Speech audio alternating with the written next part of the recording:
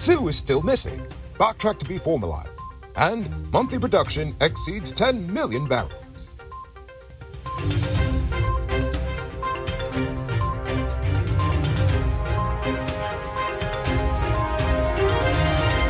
Hi, I'm Rico Bulford, and this is Uncut News. Do you see what's happening? Send us a tip on WhatsApp at 592-659-6151.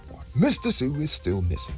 The Chinese businessman still cannot be found to be served with court papers. As such, the Vice President's legal team is now preparing to apply to the court for substituted service. The court must see evidence that attempts were made to personally serve Sue the papers before a notice could be published.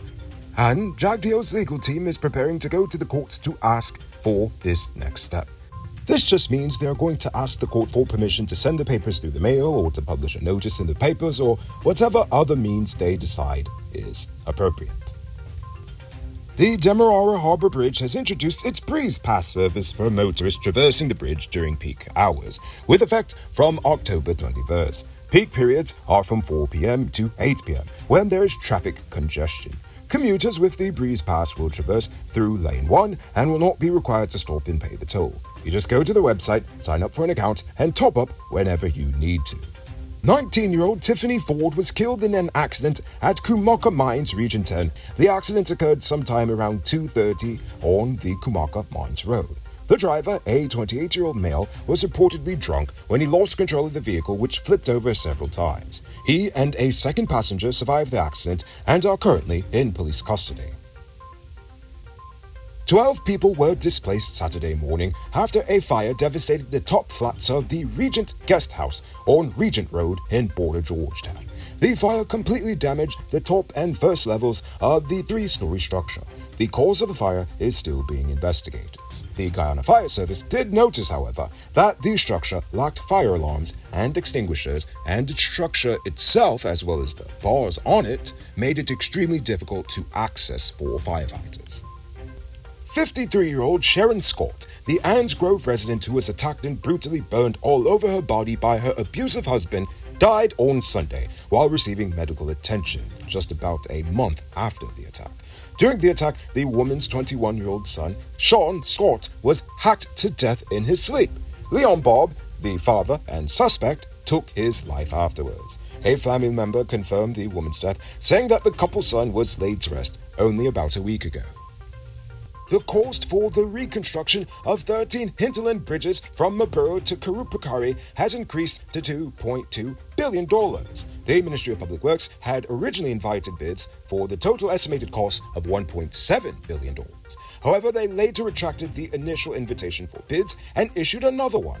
According to the updated invitation, bridges 1 to 4 are now $730 million instead of the estimated initial cost of $609 million. For bridges 5 to 8, the cost is now $693.6 million instead of $556 million. And for bridges 9 through 13, the estimated cost is now $779.6 million instead of the originally estimated $591 million.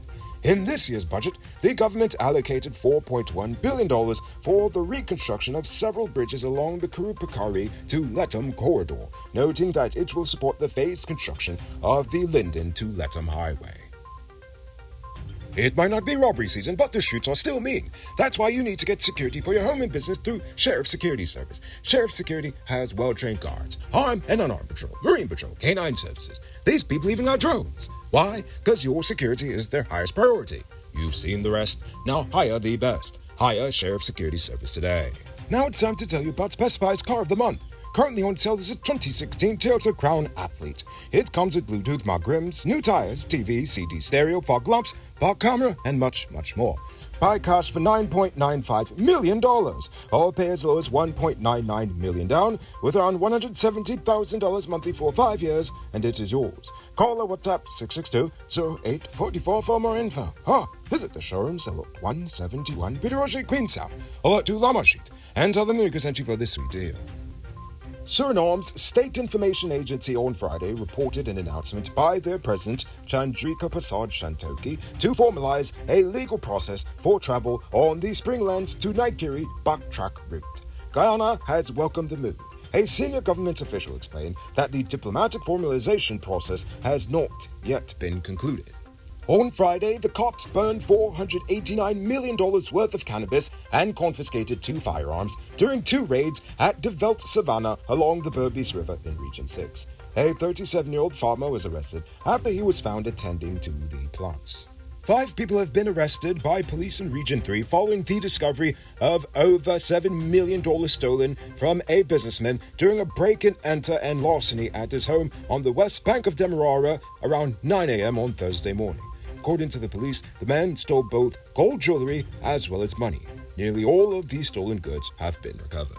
On Saturday, the police in Georgetown conducted a search at the Starbrook Market, confiscating a quantity of fireworks from 3 vendors: 31-year-old Alicia Adams, 30-year-old Kishwana David, and 26-year-old Shondell Alexander. They were arrested and transported to the Bricktown police station and are all awaiting charges. According to Jagdeo, the government will be bringing amendments to Guyana's electoral laws to the National Assembly in a month or 2. These amendments will address a number of loopholes that currently exist in the laws.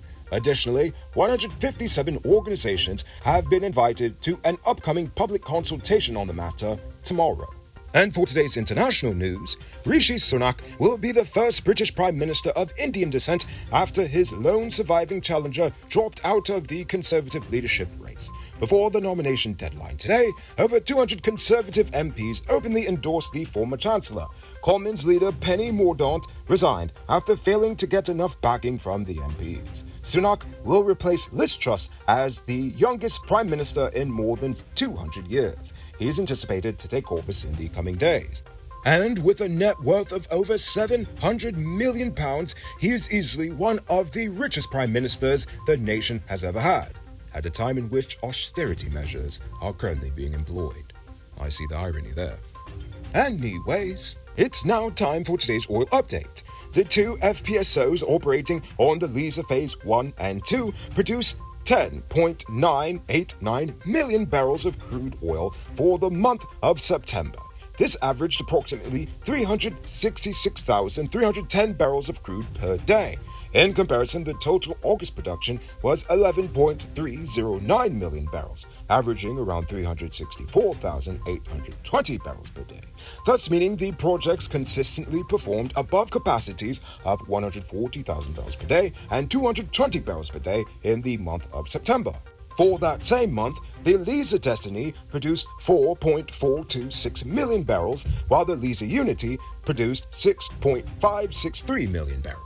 If you're not shopping at Powered Automotive, you're wasting your money. Powered Automotive has all the major parts for all models of DAF, Freightliner, Mach, International, and more. No need to knock your belly here. They have all the parts you need at prices you can afford.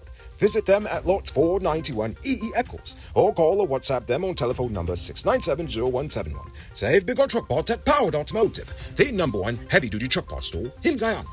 You can multiply your cash by selling Digicel Topper. This is a legit way you can earn some extra money at your business or to supplement your current hustle. Accommodate Topper Vendor quick and easy by linking with Cellular Plus. Call them on telephone number 685-3109 for more info. As an independent online news entity, being politically objective can cost you a lot of money in lost sponsorship opportunities. That's because most local companies are often too scared to associate themselves with a news entity that is uncompromising with the truth. We do appreciate our sponsors, as their support is what has allowed us to maintain our integrity without fear and remain dedicated to you, our viewers. Every night, thousands of viewers rely on Uncut News because they are tired of the biased and poorly presented mainstream media in Guyana. But to truly compete, we need your help to grow Uncut News from being the most watched online news to the most watched news in Guyana, period. Help us by becoming a monthly subscriber today. There are special rewards at every subscription level, including your name in the credits, personalized gifts, and more. Your monthly contribution helps us to stay independent by spending less time worrying about paying the bills and more time on keeping you informed. So click the link in the description of this video and become a subscriber today. Now for our Uncut News Views Poll Question of the Day. Every day we pose a question about current events in Guyana, the region, the diaspora, and how you feel it relates to us. On Friday, I asked, what's an issue you believe is not getting enough coverage? And you all had a lot to say. Guy Bryan says the Henry boys are not getting enough coverage, and unfortunately I fear they may never receive justice. Our Seaview Farm says I think canoes should have to wear body cameras. These busts must be scrutinized by the public. And in fact, they said they were going to start wearing body cameras, or at least some element of the police force was, but to this day I don't see anyone with body cameras. Navendra Lal says the cost of living. He thinks that the working class needs a 20% increase on her salary across the board, public and private sector. Indeed, I can see why you'd want that. Ismail says people not getting land fast enough when they apply. Well, that's awful, especially considering just how much the government's trying to put people into housing. It's sad to hear that people are still struggling to get in. One Buckslap says, what's not getting enough coverage? Why are there so many healthy young people dying suddenly within the last year or so? I think we already know the answer to that question. Unfortunately, I can't offer it here because times are hard and I'll lose my monetization. Nevertheless, if you'd like to join us in our membership group, we can definitely discuss it further there. The link is in the description below. Now for tonight's question. How can the government, private sector, and even civil society get more young people to be more involved in their community? I want you to think about that question. Tell us in the comments below. If your response is good enough, we just might feature it in our next episode. Anyway, that's all the time we have for tonight, and check us out tomorrow for another. Until then, I'm Rico Bulfoot saying good night, folks.